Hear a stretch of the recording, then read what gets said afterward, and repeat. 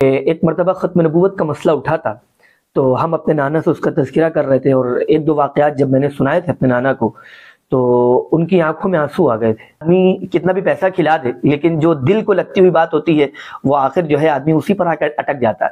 تو اس کو ہم سے بات ہوئی، اللہ تعالیٰ نے اس کے دل میں بات ڈالی، اس کے بعد سمجھ میں آئی، تو پھر وہ وہاں سے توبہ طائب ہو گیا اور ان لوگوں سے اس نے راستہ پلٹ لیا۔ پڑھ لیں، ادب پڑھ لیں، لیکن آپ جو ہے افتاء میں نہیں گئے، ادب میں نہیں گئے، بلکہ آپ نے کانپور میں مولانا متین الحق اسامہ صاحب قاسمی رحمۃ اللہ علیہ کا جو قائم کردہ ادارہ ہے حق ایجوکیشن، آپ نے وہاں داخلہ لیا اور وہاں پر آپ نے زبان کو اور عصری علوم کو حاصل کیا۔ اس کے پیچھے آپ کے کیا وجوہات رہیں؟ کیا انجینئر محمد علی مرزا کا جو فتنہ ہے اور اس کی جو گمراہیاں ہیں اس پر مولانا کا اچھا خاصا کام ہے؟ ہم نے رمضان کریم ابھی گزرا ہے، اس رمضان میں کئی ایسے لوگ تھے جو انجینئر محمد علی مرزا کے ماننے والے ہو گئے تھے، اس سے متاثر ہو گئے تھے، لیکن جب مولانا نے انجینئر والوں سے گفتگو کری تو الحمدللہ وہ واپس آئے۔ بلکہ ہمارے جو صدر محترم ہیں حضرت مولانا الماس صاحب، ان کی زبان پر ایک یہ جملہ مستقل جاری تھا کہ اس وقت اللہ تعالیٰ ہدایت کا کام مولانا حذیفہ صاحب سے لے رہا ہے، تو وہاں پر یوٹیوب ہی نہیں ہے، تو یوٹیوب ہی نہیں، صحیح بات ہے۔ تو کیا ہم یہ مان لیں کہ یہ دنیا کے جتنے افراد ہیں سب گمراہ ہیں، سب گمراہ، انجینئر کو نہیں جان رہے؟ بالکل، یہ ان کا جملہ جو ہے بہت، یہ اپنے آپ میں کتنا بڑا دعویٰ ہے کہ اس وقت کے جتنے ہیں وہ سب گمراہ ہیں، اور ان سے پہلے کے جتنے ہیں جی وہ سب گمراہ ہیں۔ السلام علیکم ورحمۃ اللہ وبرکاتہ۔ محترم ناظرین، آپ کے محبوب چینل اصلاح فار یوتھ کے ذریعے پچھلے کافی عرصے سے آپ حضرات سے جڑا ہوں، کبھی بیانات کے ذریعے، کبھی محاضرات کے ذریعے، اسی طریقے سے کبھی اور کسی دینی پروگرام کے ذریعے آپ سے رابطہ رہتا ہے۔ ادھر مسلسل آپ کے سوالات کے جوابات لے کر حاضر ہو رہا تھا، لیکن آج ایک بالکل مختلف قسم کا پروگرام لے کر میں آپ کے سامنے حاضر ہوا ہوں۔ میں آپ کے سامنے ایک خاص مہمان حضرت مولانا محمد حذیفہ صاحب قاسمی دامت برکاتہم کے ساتھ حاضر ہوں۔ حضرت مولانا حذیفہ قاسمی دامت برکاتہم کانپور کا ایک ابھرتا، جلد آپ نے اپنی فیلڈ میں نام کما لیا ہے، اور بچپن ہی کا زمانہ ہے، لیکن ایک عمر رسیدہ شخص کے تجربات اور گفتگو جو آپ کی زبان پر جاری ہوتی ہے، آپ سنیں گے تو حیرت زدہ رہیں گے کہ کیسے کیسے علوم کو آپ بکھیرتے ہیں اپنی زبان کے ذریعے۔ بہرحال میں آپ سے ہی آپ کا تعارف لے لیتا ہوں۔ میں درخواست کرتا ہوں حضرت والا سے کہ حضرت والا تھوڑا سا ہمارے ناظرین کے سامنے آپ اپنا تعارف کروا دیں۔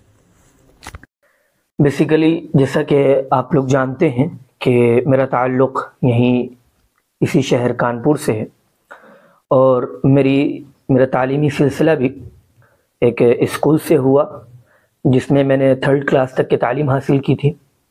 اس کے بعد ہمارے مشفق و مربی استاد حضرت جناب قاری محمد امین صاحب دامت برکاتہم کی سرپرستی میں رہ کر کے ان کے پاس ناظرہ اور حفظ قرآن مکمل کیا۔ پھر اس کے بعد یہ ہوا کہ اب اگلا پڑاؤ کیا ہونا چاہیے، یا ہمیں کیا پڑھنا چاہیے، اگلا اسٹیج ہمارا کیا ہونا چاہیے۔ تو اس کے لیے یہ طے کیا گیا کہ جامعہ قاسمیہ مدرسہ شاہی مراد آباد میں نے تعلیم حاصل کی۔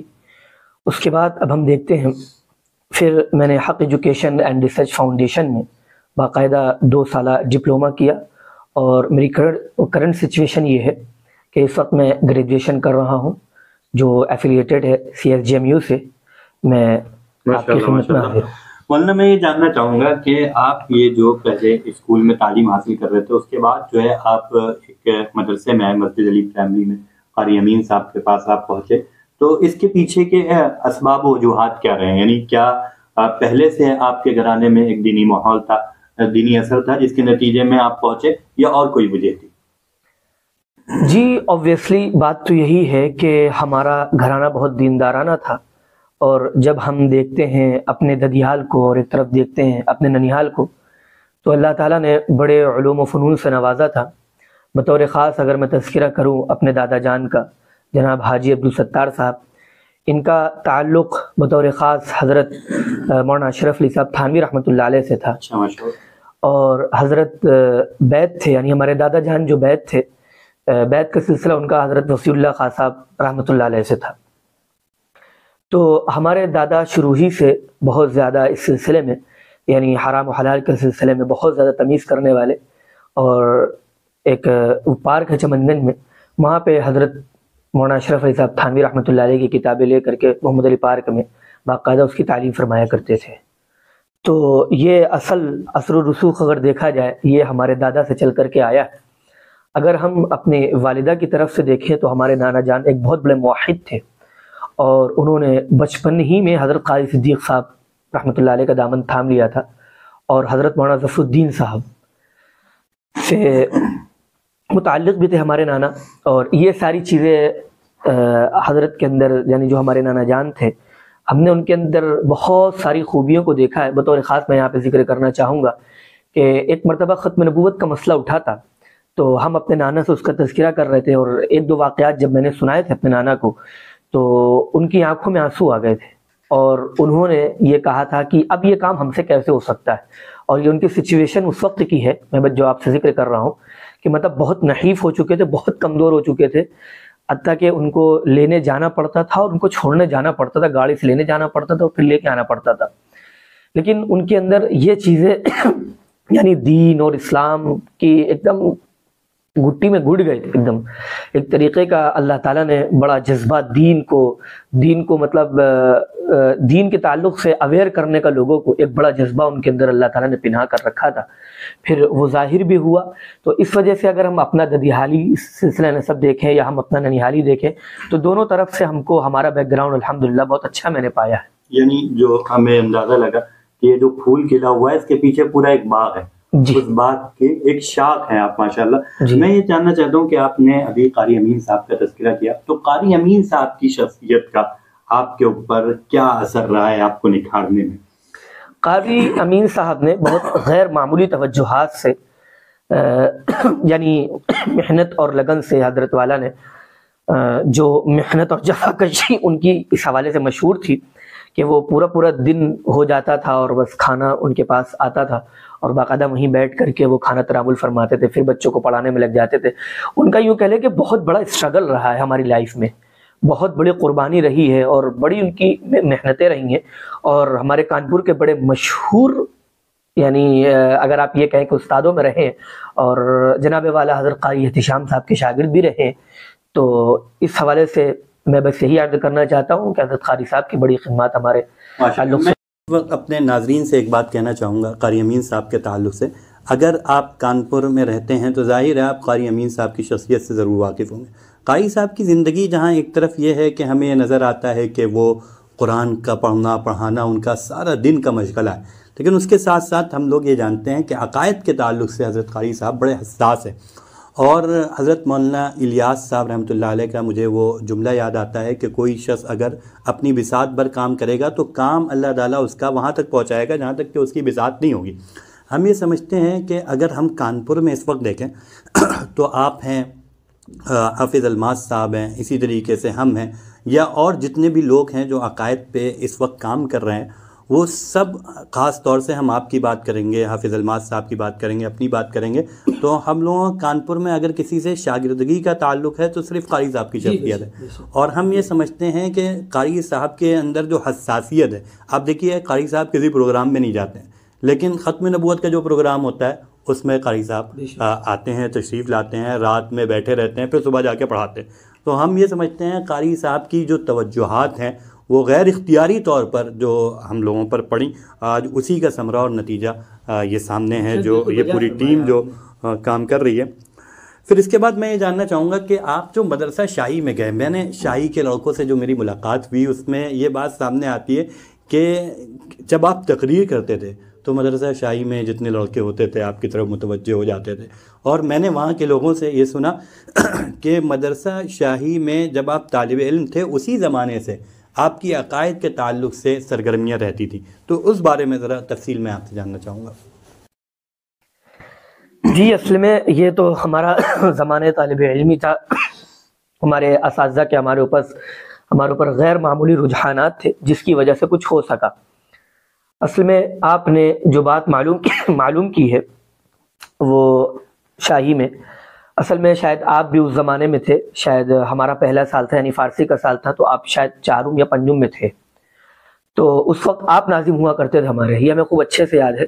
اور وہ زمانہ تھا کہ آپ بھی ماشاءاللہ بڑے زور بیانی کے ساتھ بڑا عمدہ خطاب فرمایا کرتے تھے، لیکن چونکہ ہم اس وقت گفتگو نہیں کر پاتے تھے اور ساری محنت کے باوجود بھی ہم بہت تیاری کر کے آتے تھے، لیکن اس کے باوجود بھی ہم گفتگو کرنے پر قادر نہیں ہوتے تھے۔ لیکن مسئلہ یہ ہے کہ جب ہم عربی دوم میں پہنچے ہیں تو عربی دوم میں ہمیں شاید، اگر میں یہ لفظ یہاں یوز کروں، شاید ہمیں تقریر کے تعلق سے جتنی ذلت برداشت کرنی پڑی شاید نہ برداشت کرنی پڑی ہوگی۔ اس کی وجہ یہ تھی، اب میں تو ان کو اپنے تعلق سے مشفق ہی کہوں گا، کیونکہ ہمارے ایک دوست تھے وہ ناظم بنے تھے اس وقت، تو انہوں نے ہمارے ساتھ جو بھید بھاؤ کیا تھا وہ بڑا تھوڑا سا عجیب سا لگا تھا مجھے اس وقت، لیکن اب مجھے یہ سمجھ میں آتا ہے کہ نہیں، انہوں نے کسی حد تک درست کیا تھا۔ وہ یہ تھا کہ جب میں جاتا تھا اسٹیج پر بیان کرنے، یہ جو وہاں اسٹیج لگا ہوتا تھا مدرسے میں، تو بول نہیں پاتا تھا، اور مطلب تھوڑا سا اٹک اٹک کر کے 2-4 ورڈ بولے اور اپنی جگہ پر آ کر بیٹھ گئے۔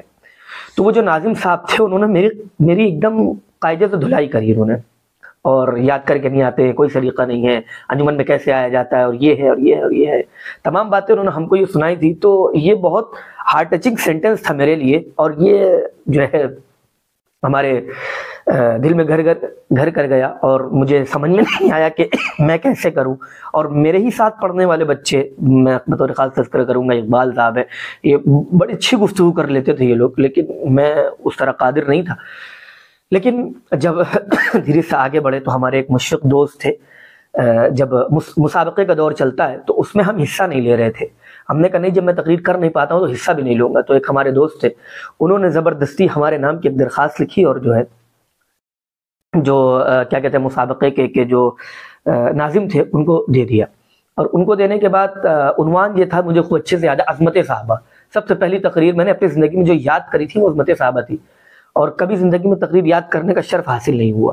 یہ اب اس کو بدقسمتی کہیں یا اس کو خوش قسمتی کہیں، تو تقریر کبھی نہیں یاد ہو پائی میری۔ بس وہی وہ دن تھا جس میں میں نے 2.5 صفحے تقریر یاد کری تھی، 2.5 صفحے تقریر یاد کری تھی، جب ایک پریشر بنا کہ یار کرنا ہے، اب سب بچے بھی کہنے لگے یار کرنا ہے۔ تو حضرت مولانا علی گھمن صاحب اور دیگر جو اکابر تھے ہمارے بڑے، ان کو ایک سنتے آ رہے تھے، تو پھر ہم نے یہ سوچا کہ اب اس سلسلے میں کچھ کرنا چاہیے، اور ہم نے تقریر رٹ ڈالی۔ اور تقریر، وہ احساس جو آپ کو ناظم صاحب نے دلایا تھا، اس احساس کا اثر آج نظر آ، اس کا تو میں خود بھی عینی شاہد ہوں، کیونکہ مولانا حذیفہ صاحب، میں اس سال پنجم میں تھا اور میرے ساتھی مولانا حذیفہ صاحب کہتے، اور میں ناظم تھا، میں بلاتا تھا، آپ آتے نہیں تھے۔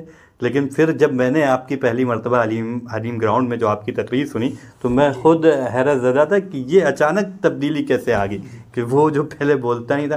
بہرحال یہ ہے، کبھی کوئی زندگی میں کوئی چیز ایسی ہوتی ہے جو اثر انداز ہو جاتی ہے، اور اس کے بعد جو ہے حالات خود بخود تبدیل ہو جاتے ہیں۔ ہمیں بھی اپنی زندگی میں اس چیز کو ڈھونڈنا چاہیے کہ جس کے ذریعے ہم اپنے حالات کو تبدیل کر سکیں۔ لیکن میں یہاں پر آپ سے یہ جاننا چاہتا ہوں کہ مدرسہ شاہی میں آپ نے، جہاں تک میں جانتا ہوں، فارسی جماعت سے شروع کیا، اور دور حدیث تک کے آپ نے جو تمام تعلیمات مکمل کری ہیں وہ مدرسہ شاہی میں آپ نے مکمل کیا۔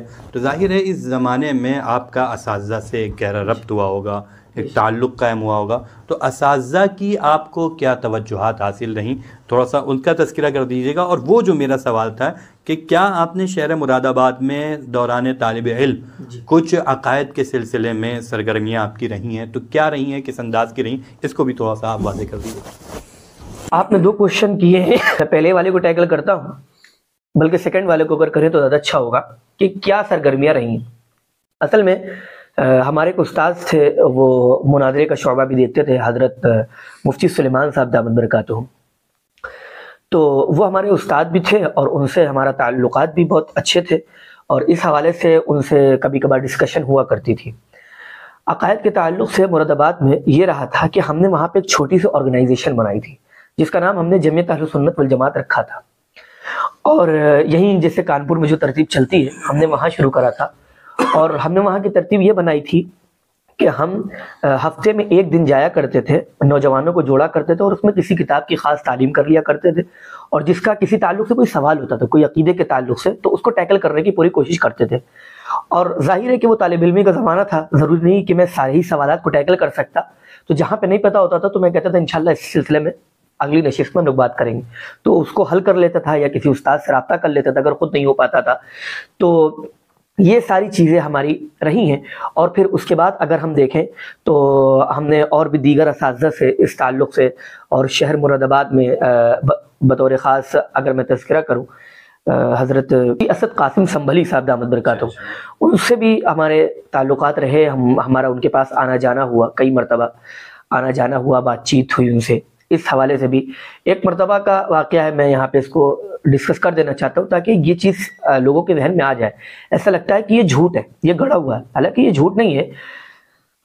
مراد آباد کی جو مسجد حوض والی ہے، بڑی مشہور مسجد ہے، وہاں پہ ایک صاحب مسلکاً اہل حدیث ہو گئے تھے۔ اس زمانے میں یہ لوگ تھوڑا بدتمیزی زیادہ کرتے تھے اور تھوڑا سا دوسروں کو ذرا زیادہ بہکاتے تھے۔ اب لوگ ایک سمجھ میں آ گئے تھے کہ وہ ہم سے عام طور پر آ کر پوچھا کرتے تھے۔ تو ایک شخص تھا جو تقریباً ہو گیا تھا، اس سے ہماری بات ہوئی، تقریباً 2-3 مہینے تک بات ہوئی ہے۔ اس میں ہمارے اور بھی ساتھی گواہ ہیں جو وہاں رہتے ہیں، بطور خاص میں اگر ان کا تذکرہ کروں، فہیم بھائی ہیں، ریحان بھائی ہیں، یہ حضرات وہاں موجود تھے۔ تو ہماری اس کی مسلسل پراپر بات ہوتی رہتی تھی اور اس سے ہمارا تعلق کرانے والے یہی ریحان بھائی لوگ تھے۔ اب جب ریحان بھائی مراد آباد کے باشندے، ہاں مراد آباد کے باشندے، تو ریحان بھائی نے ہماری اس سے ملاقات کرائی، تقریباً وہی 1.5-2 مہینے کا ڈیوریشن تھا۔ اس نے توبہ کر لی، اللہ کا فضل تھا کہ وہ توبہ طائب ہو گیا غیر مقلدیت سے، اور پھر اس نے جو راز کھولے مولانا آپ حیران رہ جائیں گے۔ اس نے مطلب ہم لوگوں کو حیران کر دینے والے ایسے راز بتائے ہیں اندر کے کہ ابھی تک میں یہ سمجھتا تھا کہ ہمارے اکابر جو کہتے آ رہے ہیں کہ ایسا ہوا، یہ لوگ پیسہ کھلاتے ہیں، یہ لوگ ایسا کرتے ہیں، ایسا کرتے ہیں، مولانا میں ریئلی آپ سے کہتا ہوں کہ میں اس پر بالکل بلیو نہیں کرتا تھا، لیکن میری آنکھ اس وقت کھلی ہے کہ جب میں نے اس سے گفتگو کری اور جب میری سے کنورسیشن ہوئی ہے اس حوالے سے، تو اس بندے نے جو راز کھولے ہیں اس نے سب سے پہلے مجھے یہ بتایا کہ سب سے پہلے جب میں ہوا ہوں، میں پہلے ہوا نہیں تھا، پہلے مجھے جوڑنے کے لیے، میں ان حضرات کا نام نہیں لینا چاہتا ہوں، انہوں نے اس بچے کو جوڑا۔ وہ گاڑی کا کام کرتا تھا غالباً، جہاں تک مجھے یاد پڑ رہا ہے وہ گاڑی کا کام کرتا تھا، اور گاڑی کے کام کرنے کے ساتھ ساتھ وہ ان لوگ کے ساتھ منسلک ہو گیا تھا۔ اب یہ لوگ سب سے پہلے ان لوگوں نے جو ٹور کرایا تھا، نینی تال کا ٹور کرایا تھا، اور نینی تال کا ٹور کرانے میں اس کو گاڑی سے لے گئے تھے، اس کے ساتھ 4-5 لڑکے اور تھے۔ تو یہ وہاں ٹہلانے لے گئے، اور ٹہلانے کے نتیجے میں اپنا جو ان کا ہوتا ہے، جو ان کا گیٹ اپ ہے اور جو ان کی باتیں ہوتی ہیں، عام طور پر وہ ساری باتیں ان کے سامنے رکھی ہوں گی۔ اچھا، وہ پہلے مرحلے متاثر نہیں ہوا، اس طریقے سے ایک اور جگہ کہیں لے جانا ہوا، پھر حتیٰ کہ آپ کو یہ بتائیں، کہنے لگے کہ عید میں جب میرے پاس آئے تو ایک مٹھائی کا ڈبہ آیا اور ایک لفافہ آیا، اس لفافے میں پیسے رکھے ہوئے تھے۔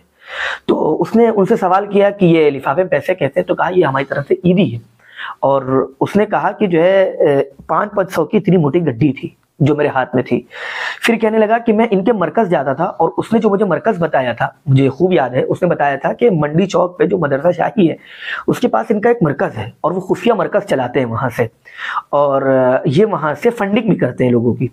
تو ہم نے کہا تم ذرا جا کے دکھاؤ تم وہاں سے۔ تو اس نے ہمیں وہاں کی ساری ایک رپورٹ اس نے ہم کو بتا دی کہ کیسے یہ لوگ فنڈنگ کرتے ہیں، لیکن ہم نے اس سے یہ کہا تھا کہ تم یہ ذرا پتہ لگاؤ کہ ان کا پیسہ کہاں سے آتا ہے۔ تو خیر وہ اس میں ناکام رہے۔ وہ پیسہ کہاں سے آتا ہے؟ میرے خیال سے وہ آپس میں چندہ کرتے ہوں گے، اور یہ باطل، جہاں تک کہ میں جانتا ہوں، جو بھی باطل فرقے ہوتے ہیں وہ اپنی طرف متوجہ کرنے کے لیے لوگوں کو وہ پیسوں کا استعمال کرتے ہیں، اور ظاہر ہے جو غریب ہوتے ہیں ان کی غربت سے۔ اور ایک بات یہاں پہ میں انٹرپٹ کر کے آپ کو کہوں، اس کو باقاعدہ ایک فون دلایا تھا 30,000 روپے کا۔ اس نے نہیں کہا تھا، وہ یہ کہتا تھا کہ مجھے فون نہیں چاہیے، لیکن اس کو باقاعدہ فون دلایا گیا۔ آپ یہ سمجھیے کس حد تک کوششیں کی گئی۔ لیکن جب ہم سے ملاقات ہوئی، ظاہر ہے آدمی کتنا بھی پیسہ کھلا دے، لیکن جو دل کو لگتی ہوئی بات ہوتی ہے وہ آخر جو ہے آدمی اسی پر آ کر اٹک جاتا ہے۔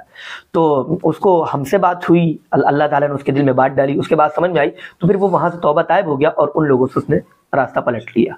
تو یہ ہمارا ہوا کرتا تھا۔ پھر جس وقت آپ یہاں ہمارے کانپور میں آپ گرم تھے گوھر شاہی کو لے کر کے، بڑا چرچا رہا آپ کا، تو ہمارے مراد آباد میں بھی مادی فاؤنڈیشن کے نام سے جو باقاعدہ ان کا گروپ ہے اس میں ہم ایڈ ہوئے، تو دیکھا کہ ہمارے مراد آباد میں لوگ سرگرم ہیں۔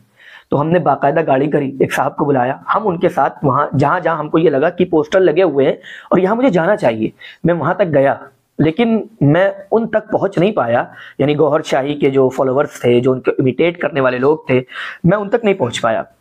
بھائی جب پھر ہوا یہ جو اور سرگرمیاں تھیں، دوسری سرگرمیاں تھیں، اور بطور خاص یہ تذکرہ میں یہاں ضرور کروں گا، مراد آباد میں ایک وکیل صاحب ہے، انہوں نے تقریباً 25 سے 30 رسالے اب تک لکھے ہیں انکار حدیث کے تعلق سے، اور بطور خاص اس میں علماء کو انہوں نے وہ ٹارگیٹ کیا ہے۔ میں نے یہ سوچا تھا اسی طالب علمی کے زمانے میں کہ اللہ نے چاہا میں اس کا ضرور جواب دوں گا، اور میں نے تقریباً آج بھی ہمارے پاس وہ کاپی رکھی ہے، ان کے 1-2 رسالے کا میں نے خاکہ اتار لیا تھا، اس کے جوابات بھی تقریباً اتار لیے تھے۔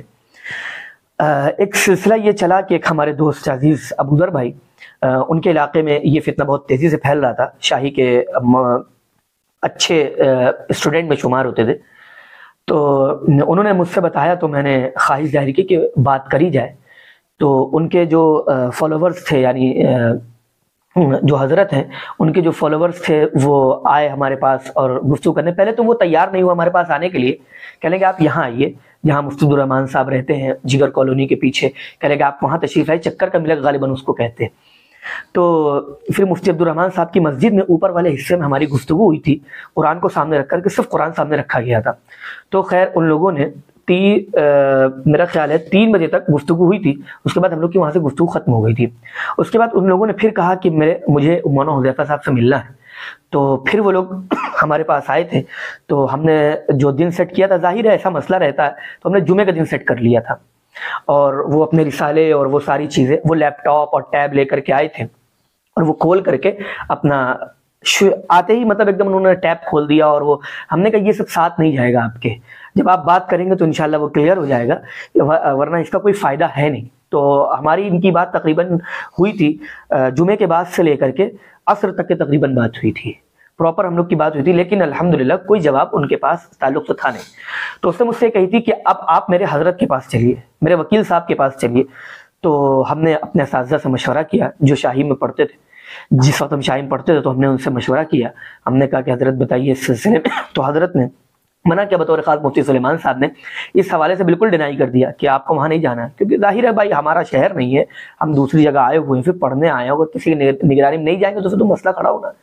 تو بہرحال ہم نے انکار کر دیا۔ تو اس نے ہم سے چڑ کر کے ایک بات کہی، کہنے لگا آپ کے اندر تکبر ہے، اس وجہ سے آپ نہیں جا رہے ہیں۔ تو ہم نے اس سے یہ کہا تھا کہ میرے اندر تکبر ہے، ہم اس وجہ سے نہیں جا رہے ہیں، تو آپ ان کو لے آئیے، ان کے اندر تکبر نہیں ہوگا، اگر وہ نہیں آ رہے تو اس کا مطلب ان کے اندر بھی تکبر ہے، تو پہلے اپنے حضرت کے اندر تکبر دور کریے، پھر ہمارے اندر سے دور کیجیے گا۔ خیر یہ چیپٹر یہاں پہ کلوز ہو گیا۔ لیکن ایک بات، میں دوپہر میں سونے کی عادت نہیں تھی، تو 4-5 لڑکے تقریباً ایک رسالہ لے کر کے اس کا آئے، اور سب سے پہلے جب شاہی میں انہوں نے انٹری کری تو دربان کے پاس آئے، اور دربان سے آ کر کے کہا کہ مفتی سلمان صاحب سے ملنا، مفتی سلمان صاحب سے ملنا ہے۔ ہم اندر لیٹے تھے، ہم وہیں پہ رہتے تھے گیٹ کے پاس جو کمرہ تھا، تو اب کہلے ہم اس کا جواب چاہیے، ہمیں اس کا جواب چاہیے۔ تو جب ہم نے یہ 2 ورڈ سنے، 2 بار سنے، تو ہم کمرے سے باہر نکلے۔ تو جیسے ہم کمرے سے باہر نکلے تو میں نے دیکھا وہی لوگ ہیں تو جن سے میری گفتگو ہوئی، تو ہم نے یہاں کیسے، جب ہم نے ان سے کہا یہاں کیسے، تو وہ کہلے ہم اس کا جواب چاہیے، ہم نے کہا ادھر آؤ، یہاں سب سو رہے ہیں ابھی۔ تو ہم ان کو شاہی کے صحن میں لے گئے۔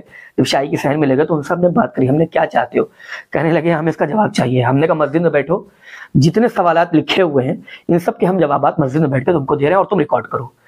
کہنے لگا نہیں لکھت میں چاہیے۔ ہم نے کہا بول ہم دے رہے، لکھ تم لوگ۔ ہم نے کہا ایک کام ہم کر رہے ہیں، ایک کام تم کر لو۔ اب اتنا کہاں ٹائم ہوتا تھا وہ طالب علمی کے زمانے میں۔ ہم نے کہا بول ہم دے رہے ہیں اور لکھ تم لو۔ اور پھر وہاں پہ ایسا ہوا کہ جب یہ بات بڑھتی گئی تو جانتے ہیں کہ بچے جو ہے آنے لگتے ہیں، بھیڑ لگنے لگتی ہے، تو وہاں پہ اچھے خاصی بھیڑ ہو گئی۔ اس کے بعد پھر مولانا جو ہمارا تذکرہ ان سے رہا، یہ رہا کہ کہنے لگے آپ لکھ کے دے دیے۔ ہم نے کہا لکھ کے ہم نہیں دیں گے۔ اچھا چلو ہم لکھ کے بھی دے دیں گے تو ہمیں اس پہ ملے گا کیا؟ ہم نے کہا چلو ہم اس کا جواب لکھے دے رہے ہیں۔ کہنے لگے نہیں ہمیں مدرسہ شاہی کی مہر چاہیے۔ ہم نے کہا اب دیکھیے 2 باتیں ہو گئی، جواب چاہیے یا مہر چاہیے ہے، 2 باتیں الگ الگ ہیں۔ اگر مہر چاہیے تو ارشد رشیدی صاحب ہیں، ان سے ہم صرف آپ کے اسی پیپر پر ہم مہر لگوائے دیتے ہیں، بس مقصود مہر ہے تو مہر مل جائے گی، مقصود جواب ہے تو ہم سے لے لیجئے، اب جو آپ کو جو چاہیے وہ آپ لے لیجئے۔ تو بہرحال وہ پھر کہنے لگے اب ہم جا رہے ہیں، مفتی سلمان صاحب بھی ہم کو جواب نہیں دے سکے، اور ہم نے کہا مفتی سلمان صاحب ہمارے استاد ہوتے ہیں، لیکن یہ بات آپ یاد رکھیے مفتی سلمان صاحب کے میں شاگرد ہوں، میں جواب دینے کے لیے تیار ہوں، اور آپ کہہ رہے ہیں مفتی سلمان صاحب جواب نہیں دے سکے، ان کی مصروفیات اپنی جگہ ہے، لیکن ہم نے کہا ہم تیار ہیں ان کے شاگرد ہو کر کے۔ تو بہرحال وہ لوگ پھر تیار نہیں ہوئے۔ ہم نے کہا اب کبھی یہاں مت دکھ جانا۔ اس کی خبر غالباً سید ارشد رشیدی صاحب دامت برکاتہم کو ہوئی بھی تھی، تو انہوں نے اس واقعے کی داد تحسین بھی کی تھی۔ تو یہ تھوڑی سی سرگرمیاں رہی ہیں، اور بھی کچھ ایسے چٹر پٹر کام ہوتے رہے ہیں اللہ کے فضل سے۔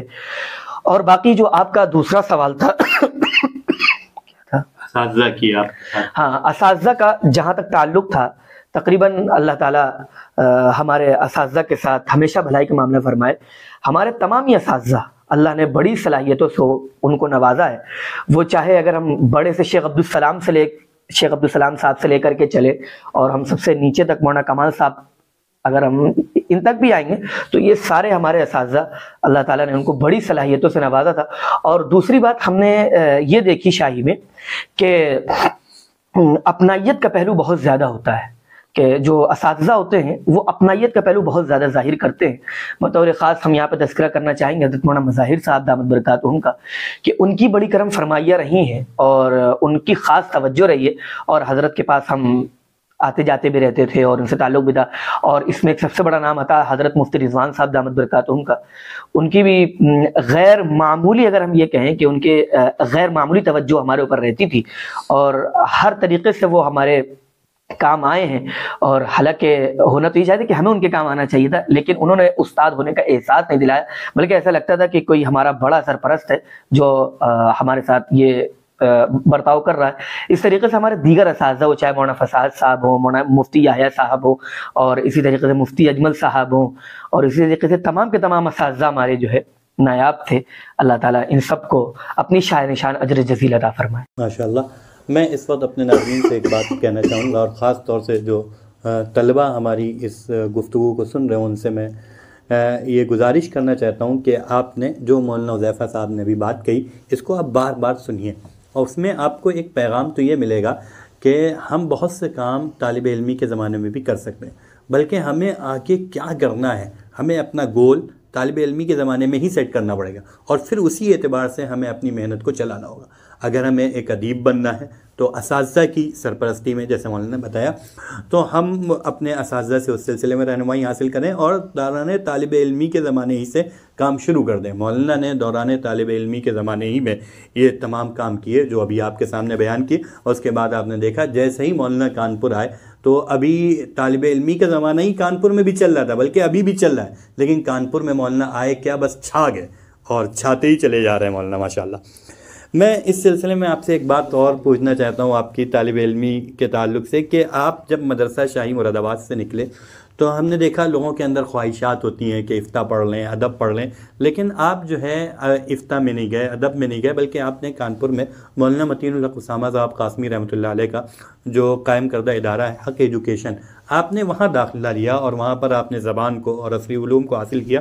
اس کے پیچھے آپ کے کیا وجوہات رہیں کیا اسباب ہوئے جس کی وجہ سے آپ اس لائن میں آئے اس کے اوپر تھوڑا سا ہمارے ناظرین کے لیے روشنی.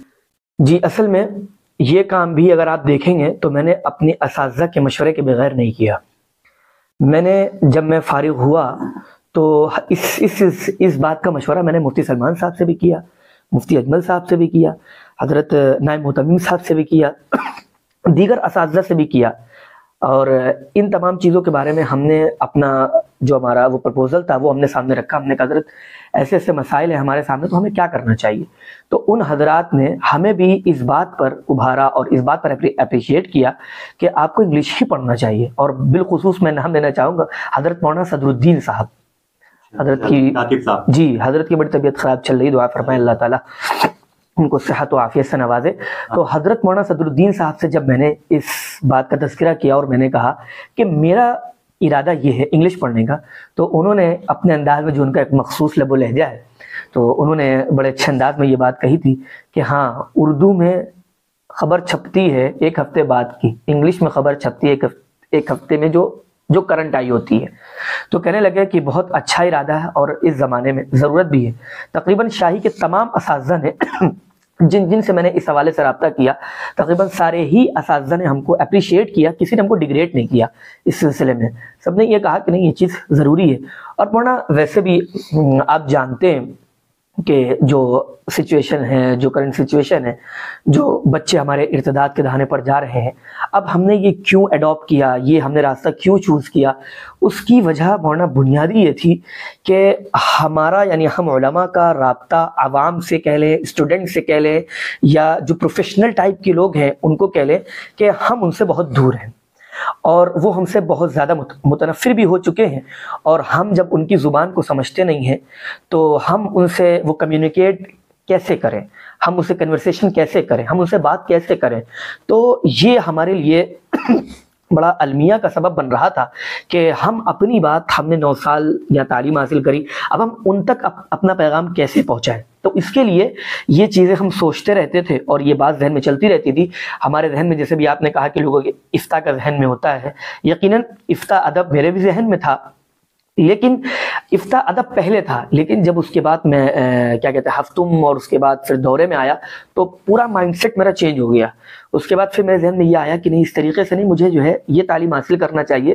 اور اس سے یقیناً آپ جانتے ہوں گے کہ ہمارا جو بیک گراؤنڈ ہے وہ مدرسہ ہی ہے خاص، لیکن ہم نے اس کو حاصل کرنے کے لیے اس لیے محنت کری اور اس لیے کوشاں رہے کہ ہم جو ادر لوگ ہیں ان سے ہم کمیونیکیٹ کر سکیں، ان کو ہم اپنا دین کا پیغام پہنچا سکیں. جو ہم کہنا چاہتے ہیں ہم کہہ نہیں پاتے.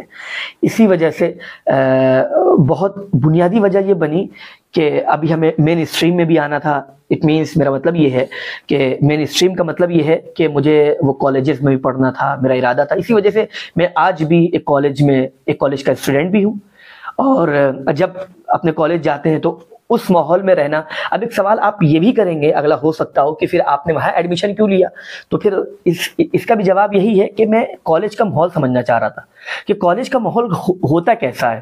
ہم نے تو پڑھ لیا، ہم نے انگلش بھی پڑھ لی، ہم نے عصری تعلیم بھی پڑھ لی، لیکن ابھی ہم یہ نہیں جج کر پائے تھے کہ وہاں کے لوگ کیسے ہوتے ہیں. جب تک ہم ان سے ملیں گے نہیں، جب تک کیا کہتے ہیں ہم ان سے وہ کمیونیکیٹ نہیں کریں گے، ہم جب تک ان سے وہ کنورسیشن نہیں کریں گے، مولانا ہم صحیح معنوں میں اس حقیقت تک نہیں پہنچ سکتے کہ ہم ان کو اپنی بات سے ہم ان کو کیسے کنونس کر سکتے ہیں. اور آپ جانتے ہیں زمانے میں یہ جملہ بہت عام ہو چکا ہے. The time has changed now. The time demands us new challenges. English is a global language and it is considered the mother tongue of this language. تو یہ ساری چیزیں کہ یہ گویا کہ آپ یوں کہہ لیں ایز این آفیشیل لینگویج بن چکی ہے انگلش ہمارے لیے. تو یہ تھرو آؤٹ دا ورلڈ بولی جا رہی ہے اور لوگ بول رہے ہیں، لوگ سمجھ رہے ہیں کہ تو اگر اس پر فوکس نہ کیا جاتا تو ایک بہت بڑا طبقہ ایسا ہے کہ جو ہماری زبان نہیں سمجھتا ہے، ہم اس تک اپنا پیغام نہیں پہنچا سکتے تھے. تو حرف میں یعنی حق ایجوکیشن اینڈ ریسرچ فاؤنڈیشن میں جو ایڈمیشن لینے کا پرپس تھا وہ یہ تھا کہ ہم اپنی بات دوسروں تک کیسے پہنچا دیں.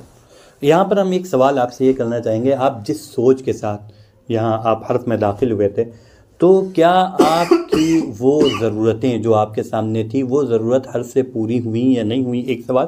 اور دوسری یہ جو ہمارے دارالعلوم دیوبند سے، دارالعلوم وقف سے اور دیگر مدارس سے جو طلبہ فارغ ہوتے ہیں ان کو آپ 1-2 منٹ میں بس یہ بتا دیجیے کہ حرف کے تعلق سے آپ کیا پیغام دینا چاہیں گے؟ آپ کا پہلا سوال یہ تھا کہ آپ نے جو حرف میں پڑھا اس سے آپ کو کیا فائدہ ہوا، مطلب آپ اپنے مقصد میں کامیاب آپ اپنے مقصد میں کامیاب ہوئے یا نہیں.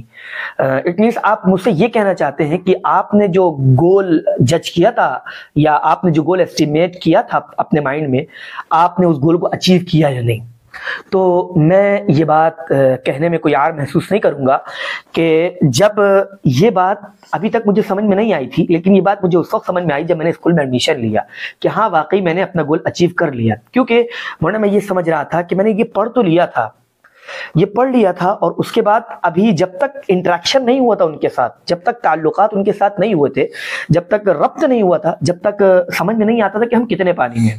لیکن جب انٹریکشن ہوا، جب ربط ہوا، تو پھر اس کے بعد سمجھ میں یہ آیا کہ نہیں ہم ہی ہم نہیں، یہ تو خیر نہیں کہوں گا میں کہ ہم ہی ہمیں، لیکن ہاں اتنا ضرور کہوں گا کہ اس پر میں چھوٹی سی بات آپ کو بتاتا ہوں کہ ہمارا انگلش کا پیپر تھا.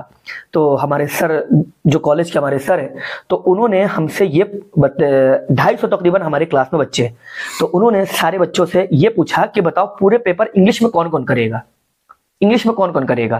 تو اس میں سے 4 لڑکیاں نقاب پوش تھیں، وہ کھڑی ہوئی ان لوگوں نے، اور ادھر ایک طرف ہم لوگ لڑکے لوگ بیٹھتے تھے اور ایک طرف لڑکیاں بیٹھتی تھی. تو ادھر سے کوئی نہیں کھڑا ہوا، بس تحدید بن نعمت کے طور پر کہہ رہا ہوں میں کھڑا ہوا اور میں نے کہا کہ سر انشاءاللہ آئی ول ڈو. تو اس کے بعد جو میں سر سے کہہ لیں واقعی ریئلی، پھر وہ انہوں نے ہم سے پوچھا کہ آپ حافظ ہیں؟ ہم نے کہا یس. یا آف کورس، وہ بھی انگلش میں جو کہ مجھ سے ہی بات کر رہے تھے. تو میں نے کہا سر یا آف کورس. پھر کہنے لگے کہ آپ عالم بھی ہیں؟ سر نے کہا یا آف کورس. کہنے لگے ماشاء اللہ. اس طریقے کے جو ان کے جملے تھے اپنے اپریشیٹ کرنے والے، اپریشیبل ورڈ جو انہوں نے بولے تھے. تو یہ ساری چیزیں. پھر انہوں نے ایک جملہ کہا, کہنے لگے بھائی ہمارے کلاس میں صرف 5 انگریز ہیں, 4 تو لڑکیاں ہیں اور 1 مولانا صاحب ہے. تو پھر وہاں جا کے مجھے یہ سمجھ میں آیا کہ نہیں, اب ان سے جب بات کرتے ہیں, اسٹوڈنٹ میں جب بات کرتے ہیں, تو آپ یقین جانیے کہ وہ لوگ مطلب اٹریکٹ ہوتے ہیں. ان کو یہ لگتا ہے کہ ایک یہ ان کے تصور سے ماورا بات ہے کہ ایک عالم انگلش بولے, یہ تھوڑا سا ان کو کھٹکتی ہیں یہ باتیں. اور لیکن یقین جانیے کہ اسکول اور کالجز والے جو بچے ہوتے ہیں, جب آپ پڑھ کے نکلیں گے اور جب آپ والا بھی ماحول لے لیں گے, تو انشاءاللہ بہت حد تک آپ کامیاب رہیں گے. آپ نے پوچھا تھا حرف کے حوالے سے, کے تعلق سے دارالعلوم کے جو فضلہ ہیں ان کو. ہاں, حرف کے حوالے سے میں یہ پیغام دینا چاہتا ہوں کہ بہت اچھی چیز ہے, آپ لوگوں کو پڑھنا چاہیے. اور چونکہ موجودہ دور کا یا جو موجودہ دور کی سچویشن ہے مولانا, وہ یہ بن چکی ہے کہ اس وقت جو کوشچنس ہو رہے ہیں, جو سوالات ہو رہے ہیں, جو اسلام پر حملے ہو رہے ہیں, وہ ایک بہت بڑی تعداد ہے جو پڑھی لکھی ہے, جو سائنس کا نام لیتی ہے, جسے وہ سائنسٹزم کہتے ہیں. کچھ ایگنوسٹک ہیں جو ہمارے درمیان موجود ہیں, کچھ ایتھیسٹ ہیں ہمارے یہاں, اور کچھ جو ڈیسٹ ہیں ہمارے یہاں. یہ سارے لوگ موجود ہیں, اور یہ اس طریقے سے اب انگلش کا لبادہ اوڑھ کر کے وہ اپنے سوالات کو مزین کرنا چاہتے ہیں. حالانکہ یہ وہی سب سوالات ہیں جن کے ہمارے اکابر جوابات دے چکے ہیں, لیکن فرق صرف اتنا ہے, تعبیرات کا فرق ہے, ورنہ کوئی اور فرق نہیں ہے. اب آج کے دور میں اس کی تعبیر انگلش ہوتی ہے, اور وہ پچھلے زمانے میں ہمارے اکابر کے زمانے میں اردو ہوتی تھی, وہ متکلمانہ تھی آپ کہہ لیں اس کو. تو یہی کہا جا سکتا ہے کہ جو ہمارے فارغ ہونے والے اسٹوڈنٹس ہیں یا طلبہ ہیں, وہ حرف میں یا اس طریقے کے وہ کسی بھی انسٹیٹیوٹ میں داخلہ ضرور لیں اور اس میں ضرور پڑھیں. اس سے آپ کو تھوڑا سا مائنڈ کھلے گا آپ کا. لیکن ہاں, اس نیت سے ہرگز نہ جائیں, یہ بات بہت قابل غور ہے. بہت سارے بچے ایسے ہوتے ہیں کہ پڑھنے کے بعد وہ تھوڑا سا دوسرا ماحول اختیار کر لیتے ہیں, لیکن یہ نیت نہیں ہونا چاہیے. بلکہ اگر دین کی خدمت کی نیت ہے تو میں ضرور گائیڈ کروں گا کہ جو ہے ان جیسے اداروں میں ضرور آئیں اور ضرور تعلیم حاصل کریں, اور یہاں سے سیکھ کر کے جائیں. اور پھر اگلی کوشش جو میں بتانا چاہتا ہوں وہ یہ ہے, اگلی کوشش جب اتنی کر لی تو اگلی ایک کوشش یہ بھی کر لیں کہ کسی انسٹیٹیوٹ میں یا پھر کسی ادارے میں یا پھر کسی کالجز میں یا وہ کالجز کہہ لیں, یونیورسٹیز کہہ لیں, یا کسی میں جو ہے ان کو جو ہے جڑ جانا چاہیے اور ایڈمیٹڈ ہو جانا چاہیے. اس کی وجہ یہ ہے کیونکہ آپ جو چیز سیکھے ہوں گے پھر اس کا امپلیمنٹ کا آپ کو میدان بھی چاہیے, اس کے جاری کرنے کا, اس کے اجرا کا آپ کو میدان بھی چاہیے. تو بہترین اور شاندار میدان ہوتا ہے یونیورسٹیز ہے آپ کا, اور پھر آپ کو اپنی بات رکھنے کا موقع بھی ملتا ہے, بعض اوقات ٹیچر سے موقع مل جاتا ہے. تو اس طریقے کے جو ادارے جو ہمارے اکابرین نے قائم کیے ہیں, اس کا میں یہ سمجھتا ہوں کہ اصل پرپز, اصل مقصد, لب لباب اور خلاصہ جہاں تک میں سمجھا وہ یہی ہے. میں اپنے ناظرین سے کہتا ہوں کہ دیکھیے, آپ کے سامنے مولانا حذیفہ صاحب قاسمی گفتگو فرما رہے ہیں. آپ نے اب تک کے مولانا کی ذاتی زندگی کے تعلق سے کافی باتیں سن لی ہیں. اب ہم چلتے ہیں جو مولانا کا ٹارگیٹ ہے, جو موضوع ہے, یعنی عقائد کی محنت, ہم اس کی طرف تھوڑا سا چلتے ہیں. میں اس سلسلے میں خاص طور سے عقائد میں بھی جو اس زمانے میں انجینئر محمد علی مرزا کا جو فتنہ ہے اور اس کی جو گمراہیاں ہیں, اس پر مولانا کا اچھا خاصا کام ہے.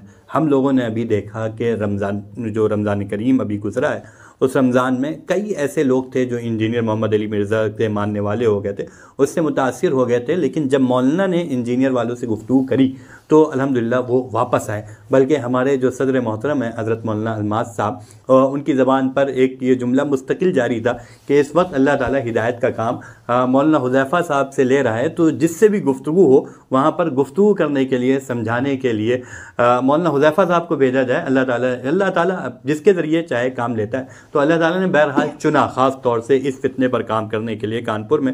اور ابھی جو ہمارے یہاں ایک تربیتی پروگرام ہوا 2 اور 3 نومبر کو جاجمئو میں, جس میں پورے اتر پردیش سے علماء اکرام تشریف لائے تھے, اور علماء اکرام کے درمیان میں جو انجینئر محمد علی مرزا کے فتنے کے تعلق سے, اس کی سنگینی کے تعلق سے, ان کے جوابات کے تعلق سے آپ نے جو گفتگو کری, اور پھر جب وہ گفتگو یوٹیوب پر اپلوڈ ہوئی تو ایک زمانے نے دیکھا اور لوگوں نے اس سے فائدہ اٹھایا. اور ہم نے یہ دیکھا کہ لوگ ہم سے نمبر مانگ رہے تھے, بھائی مولانا حذیفہ صاحب کا نمبر دے دیجئے, ہم بھی اس سلسلے میں بڑا پریشان ہیں, ہمیں ان سے رابطہ کرنا ہے. تو مولانا نے ہم نے آپ کی پچھلی جو سرگرمیاں دیکھی تو ہمیں یہ سمجھ میں آتا ہے کہ آپ نے انجینئر محمد علی مرزا پر ایک اچھا خاصا کام کیا ہے اور کافی لوگوں کو جو اس فتنے سے مبتلا ہو گئے تھے ان کو آپ نے بچایا ہے. تو سب سے پہلا میرا آپ سے سوال یہی ہے، آپ کو انجینئر صاحب سے مولانا پریشانی کیا، آپ کیوں اتنا ہاتھ دھو کے پیچھے پڑے ہیں؟ سوال تو آپ کا بہت اچھا ہے. وہ جو آپ کی تمہید تھی وہ تھوڑا سا میرے لیے بہت زیادہ کمپلیکیٹڈ ہو گئی. اتنی زیادہ کمپلیمنٹ ہونا نہیں چاہیے اور کمپلیکیٹڈ بھی تھی، دونوں چیزیں تھیں اس میں. تو بہرحال اب آپ نے انجینئر کے تعلق سے جو اصل سوال پوچھا ہے کہ انجینئر صاحب سے مجھے پریشانی کیا ہے، اصل میں مولانا اس کا جواب یہ ہے کہ مجھے انجینئر صاحب سے کوئی پریشانی نہیں ہے. انجینئر صاحب کو ہم لوگوں سے پریشانی ہے. پریشان وہ ہیں، ہم نہیں ہیں. کیوں؟ ہم لوگوں سے مراد بزرگان دین، ہاں ہم لوگوں سے مراد علماء اہل سنت سے. اسی وجہ سے آپ جو ان کا وہ جو متکبرانہ انداز ہے جب آپ دیکھیں گے تو وہ ہمارے اکابر کے خلاف مطلب اتنی لمبی زبان دراز کرتے ہیں وہ کہ بس اللہ ہی رحم فرمائے. ان کی جو اصل منشا ہوتی ہے وہ اکابرین سے اعتماد ہٹانا بطور خاص حضرات صحابہ کرام رضوان اللہ علیہم اجمعین سے. آپ نے یہ پوچھا کہ انجینئر صاحب کے پیچھے آپ کیوں پڑے رہتے ہیں. انجینئر صاحب کے پیچھے ہم نہیں پڑے رہتے ہیں کیونکہ انجینئر صاحب نے، ہم نے انجینئر صاحب کو غلط نہیں کہا. ہم اس ہر شخص کو غلط کہیں گے جو قرآن و سنت کا مخالف ہوگا، جو قرآن و سنت کے خلاف کرے گا اور پھر اس کے بعد دعوے بھی کرے گا. میں ہر اس شخص کو، جیسے ہمارے ہاں ہمارے کابر کہتے ہیں کہ ہم کسی کو کافر بناتے نہیں ہیں، ہم کافر بتاتے ہیں. ہم کسی کو گمراہ بناتے نہیں ہیں، ہم گمراہ بتاتے ہیں. اسی وجہ سے ہم انجینئر محمد علی مرزا صاحب کو گمراہ بتاتے ہیں. اس کی اگر آپ بیس میں جائیں گے، اگر آپ بنیاد جانیں گے، اس کی بنیاد. آپ کو کیا ایسا لگتا ہے کہ اس وقت کا ضرر کے اعتبار سے سب سے بڑا فتنہ جی آف کورس اسی وجہ سے آپ اس کے ہاتھ دھو کے پیچھے پڑے؟ Yes you are absolutely right. اس میں کوئی مجھے مذائقہ نہیں ہے یہ جملہ کہنے میں کہ انجینئر محمد علی مرزا ضرر کے اعتبار سے اس وقت سب سے بڑا فتنہ ہے. ٹھیک ہے نا. یہ الگ بات ہے کہ قادیانیت اپنی جگہ ہے، شکلیت اپنی جگہ ہے، یہ فتنے پھیل رہے ہیں. ان کی ضلالت زیادہ ہے، لیکن ضرر انجینئر کا زیادہ. اس کی بیسک وجہ آپ یہ جان لیں، جب ہم کہیں جاتے ہیں لمبے سفر پر تو ہم دیکھتے ہیں ایک فلائی اوور ہوتا ہے. اس فلائی اوور سے جب ہم اترتے ہیں تو اس کے بہت سے فلائی اوور ہوتے ہیں، کبھی ادھر راستہ جا رہا ہے، کبھی ادھر راستہ جا رہا ہے، کبھی ادھر راستہ جا رہا ہے. تو انجینئر صاحب نے کچھ وہ فلائی اوور کا کام کیا کہ ان کے اوپر سے جو گزر رہا ہے ایک بڑی تعداد ہے. مولانا آپ بھی جانتے ہیں اور ہم بھی جانتے ہیں ایسے لوگوں کو. لیکن اپنے ناظرین کو یہ بات بتانا ضروری ہے کہ جو انجینئر صاحب سے متاثر ہو رہا ہے وہ شیعہ ہو رہا ہے، بڑی تعداد میں شیعہ ہو رہا ہے. ایسا کیوں ہو رہا ہے؟ آخر ایسی کیا وجوہات ہیں، کن وجوہات کی بنیاد پر لوگ شیعہ ہو رہے ہیں؟ میں یہاں پر ایک بات ناظرین سے کہنا چاہتا ہوں. میں جو خود بھی اس سلسلے میں تجربہ ہے کہ ابھی رمضان میں، بلکہ ایک جگہ آپ بھی ساتھ میں تھے، کئی انجینئر والوں سے گفتگو ہوئی، ان کو سمجھانا ان کے لیے جانا ہوا. تو وہ جو دلائل دے رہے تھے وہ شیعوں کی کتابوں سے لا رہے تھے، بلکہ جو انجینئر کا بھی دعویٰ نہیں ہے. یعنی حضرت امیر معاویہ رضی اللہ تعالیٰ عنہ کے سلسلے میں نعوذ باللہ نفاق کا دعویٰ تو انجینئر بھی نہیں کرتا ہے، لیکن اس کے جو ماننے والے ہیں، اس سے جو متاثر ہیں، وہ نعوذ باللہ نفاق کی تہمت لگاتے ہیں.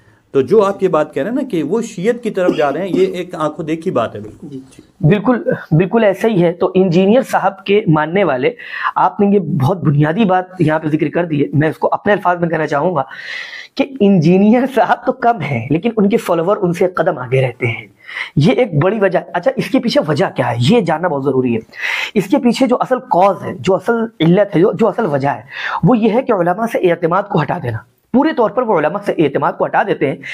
ان کے اندر ایک طریقے کی اسٹرینتھ آ جاتی ہے. یعنی آپ یوں کہہ لیں سو کالڈ اسٹرینتھ، یعنی وہ ہوتی تو نہیں لیکن بنی بنائی ہوتی ہے. مطلب وہ یہ سمجھتے ہیں کہ ہم بہت زیادہ. ہمارے چمن گنج کا واقعہ ہے، ایک صاحب نے باقاعدہ یہ بات کہی تھی، جب انجینئر صاحب کو بہت سنا انہوں نے، تو انہوں نے یہ جملہ کہا تھا کہ اب میں چمن گنج کے اور جتنے پورے کانپور کے علماء ہیں، اب میں سب کے پاس ایک ایک کر کے جاؤں گا اور سب کو ڈیفیٹ کروں گا. تو مجھے بڑی حیرت ہوئی اس پر کہ وہ ڈیفیٹ کیسے کریں گے. پھر لیکن ان سے اتفاق ایسا ہوا کہ اللہ تعالیٰ نے کسی ذریعے ان سے میری ذرا کنورسیشن کرا دی. تو جب کنورسیشن کرائی ہے تو اس کے بعد وہ نہیں رہے جو وہ بن کے آئے تھے.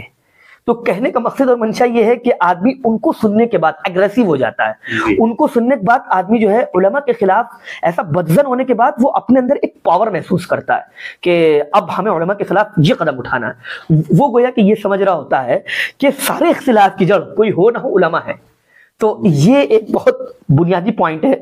میں آپ سے رک کر ایک سوال کرنا چاہتا ہوں، انجینئر کے تعلق سے جو ہم گمراہیاں دیکھتے ہیں، بہت سی گمراہیاں ہیں۔ ایک انجینئر کی گمراہی یہ ہے کہ وہ قادیانیت کے تعلق سے جو امت کی حساسیت ہے وہ ختم کر رہا ہے، قادیانی کی گمراہی کو چھوٹا کر کے بتا رہا ہے۔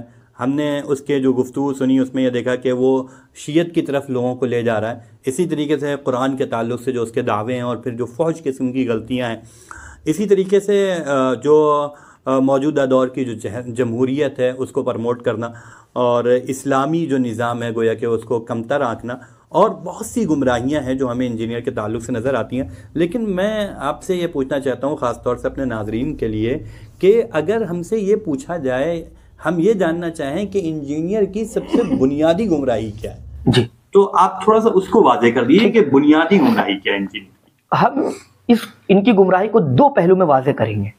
اس کے دو پہلو، ایک بنیادی گمراہی تو ہم سب جانتے ہیں، سلف صالحین سے اعتماد کو ہٹانا، یہ بنیاد ہے، یہ جڑ ہے، اور اسی وجہ سے سب سے پہلے یہ علماء سے اعتماد ہٹاتے ہیں، پھر سلف سے اعتماد ہٹاتے ہیں، پھر اس کے بعد آپ اگر چلتے چلے جائیں تو حضرات صحابہ کرام رضوان اللہ علیہ مجمعین کے اوپر وہ جملے اور وہ آیتیں فٹ کرنا کہ سوچ لے تو مطلب آدمی اندر سے تھوڑا سا اس طریقے کا معاملہ پیدا ہو جائے کہ اگر سننے والا غور سے سن لے اس بات کو تو صحابہ کرام کے سلسلے میں تکدر پیدا ہو جائے، مطلب یہ چیز اس کے اندر پیدا ہو جائے کہ یار صحابہ ایسے تھے۔ تو صحابہ کا ایسا چہرہ پیش کرنا، اور وہ بھی میں آپ کو یہاں پہ ایک بات نوٹ کرانا چاہوں گا بلکہ اپنے ناظرین کو، وہ یہ ہے کہ انجینئر صاحب صحیح الاسناد احادیث کی روشنی میں یہ ان کا ہر جملے کے بعد آپ کو یہ جملہ ضرور ملے گا، لیکن حضرات صحابہ کرام کو کہنے کے سلسلے میں وہ ضعیف روایت کو ضعیف نہیں دیکھتے، ورنہ غایت درجہ ضعیف روایت کو بھی وہ ایڈاپٹ کر لیتے ہیں، ایکسپٹ کر لیتے ہیں، صرف صحابہ کرام کی شان کو گھٹانے کے لیے۔ آپ سمجھیے کہ مطلب کیا ایسا نہیں لگتا ہے کہ یہ وہ پری پلان بٹھائے گئے؟ مطلب صحابہ کی شان میں تو آپ ضعیف روایت برداشت نہیں کر رہے ہیں، لیکن آپ صحابہ کرام کو کہنے کے سلسلے میں ضعیف روایت آ جائے تو آپ کو کوئی پریشانی نہیں ہے۔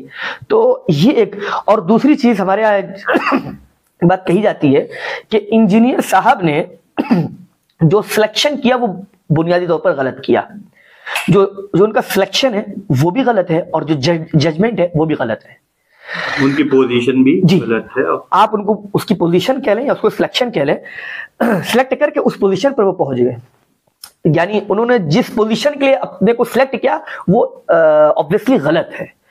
کیا ہے وہ یہ ہم آپ کے سامنے رکھنا چاہتے ہیں۔ وہ بنیادی چیز یہ ہے کہ انہوں نے اپنا جو سلیکشن کیا وہ اس لیے کیا، وہ امت کے حق میں جج بن گئے۔ سپوز دیٹ اب جب وہ روایتیں بتاتے ہیں کسی بھی مسئلے، میں ابھی آمین بالجہر اور آمین بالسر اور کیا کہتے ہیں رفیدین وغیرہ پر بات نہیں کر رہا ہوں، میں اس پر بات کر رہا ہوں کہ ایک طرف کی روایات کو بیان کرنا اور ایک طرف کی روایات کو ایسے ذکر کرنا کہ گویا کہ دوسری طرف کی روایات ہے ہی نہیں، اگر ہیں تو سب کچھ فیبریکیٹڈ ہے، یعنی سب کچھ گڑا ہوا ہے۔ سامنے والی پارٹی کو ایسا محسوس کرانا، یہ انہوں نے سب سے پہلے جو پوزیشن امت کے حق میں جج بن گئے، سب کو بتانے لگے یہ فرقہ یہ فرقہ یہ فرقہ یہ فرقہ یہ فرقہ ہے، میں ایسا آیا ہوں کہ میں فرقہ نہیں ہوں۔ جی ان کا ایک جملہ بڑا مشہور سا ہے کہ اس پلانٹ ارتھ پر صرف میں ہی ایسا ہوں جو قرآن و سنت کے ریفرنسز سے بات کرتا ہوں، یہ ان کا مشہور جملہ ہے۔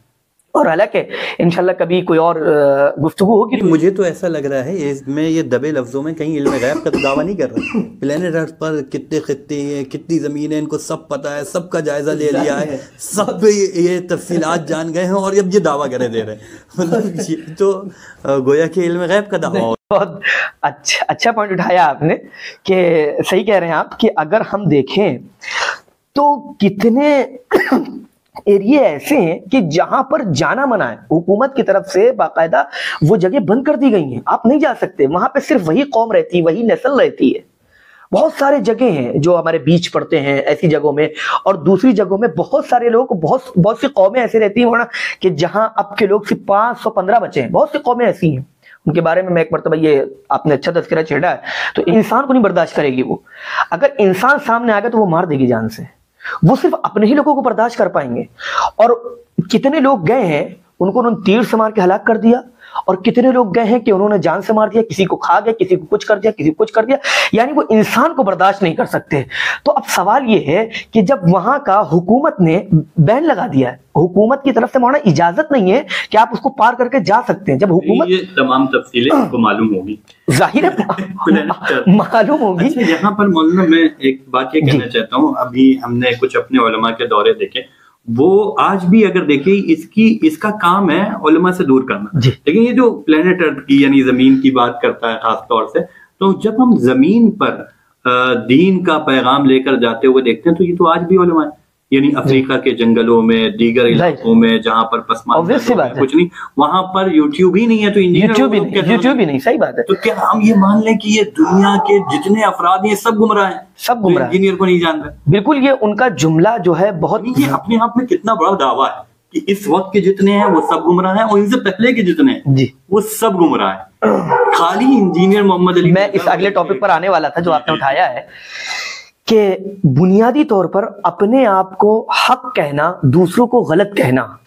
اور جتنے فرقے اب تک آئے ہیں, اب جب ان سے یہ بات پوچھی جاتی ہے کہ کون سا ایسا فرقہ ہے جو جنتی ہے, تو وہ مطلب یہ نہیں کہہ سکتے کہ یہ لوگ جنتی ہیں. مطلب ہم عام طور پر یہ کہہ سکتے ہیں کہ جو جیسے ہمارے بزرگان دین ہے, بابی بستامی ہے, دیگر یہ حضرات ہیں, تو یہ انجینئر صاحب سوائے اپنے آپ کے علاوہ کسی کو اہل حق سمجھنے کے لیے تیار نہیں ہے. اور یہی اصل میں امت کے حق میں جج بننا ہے, کہ جو آپ نے جو ججمنٹ کیا وہ بنیادی طور پر غلط ہے, اس کو بالکل بھی ایکسیپٹ نہیں کیا جائے گا, اس کو ڈینائی کیا جائے گا.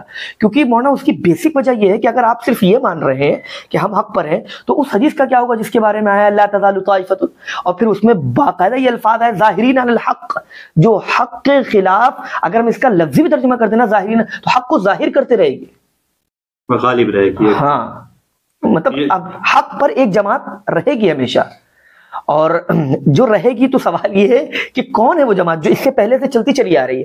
اب اگر ہمیں یہ کلیئر نہیں ہوگا کہ یہ جماعت ہے, تو مولانا یہ بلیم اللہ کے اوپر آئے گا, یہ اللہ کے اوپر بلیم آئے گا. اللہ ہم کس جماعت سے جڑے؟ جب آپ نے یہ کہا ہے, ہاں وہ ہمیں پتہ ہی نہیں ہے, وہ ہمارے لیے انسین ہے, ہم اس کو جان نہیں پا رہے ہیں, تو وہ کون سی جماعت ہے آخر, ہم جس جماعت سے جڑے ہمیں پتہ ہی نہیں. تو اللہ نے ہم کو, یا رسول اللہ صلی اللہ علیہ وسلم نے ہم کو ایک ایسی بات کی وہ تعلیم دی ہے کہ مطلب حق پر رہنا یہ بھی کہا گیا ہے, اور باقاعدہ یہ بھی کہا کہ ایک جماعت حق پر رہے گی, یہ دونوں باتیں. اب تو رسول اللہ صلی اللہ علیہ وسلم نے گویا کہ ہم کو ایک ایسی بات کی طرف رہنمائی کی ہے جو انسین ہے, جس کو ہم جان نہیں سکتے. تو مولانا اس حدیث کا مطلب کیا ہوگا پھر, اگر انجینئر صاحب کی اس بات کو ہم لے لیتے ہیں؟ تو اس طریقے کی یہ دو بنیادی ان کی گمراہی ہے.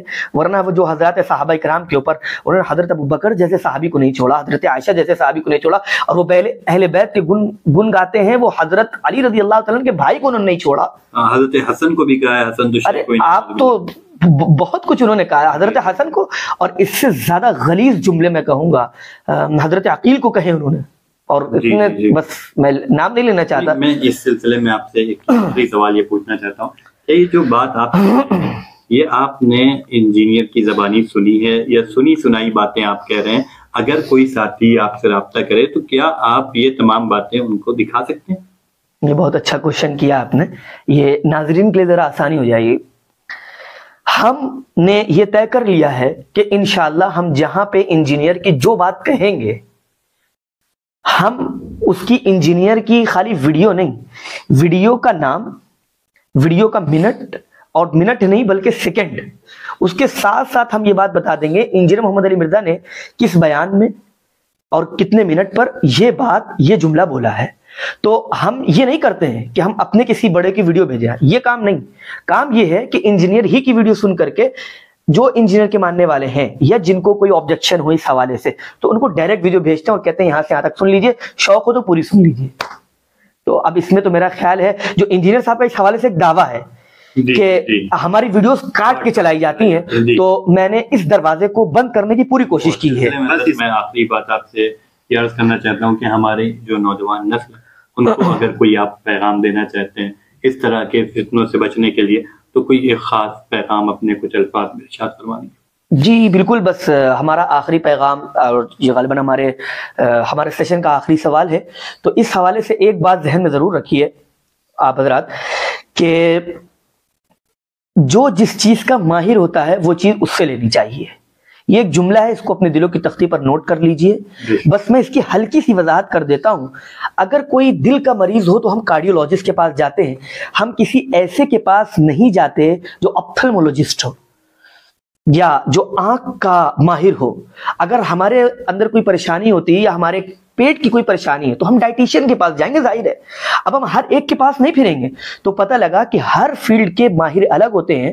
اگر کوئی انجینئر مارکیٹ میں آ جائے یا کوئی ڈاکٹر مارکیٹ میں آ جائے یا کوئی کسی بھی نام سے مارکیٹ میں لانچ ہو جائیں اور پھر وہ قرآن فہمی اور قرآن دانی کا دعویٰ کرے اور پھر ہم ان سے قرآن سمجھنے لگ جائے, تو نہیں.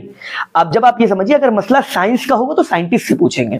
اگر مسئلہ کیا کہتے ہیں دل کا ہوگا تو کارڈیولوجسٹ سے پوچھیں گے, اور اگر مسئلہ جو ہے ہمارے نیورو کا ہوگا تو ہم نیورولوجسٹ سے پوچھیں گے.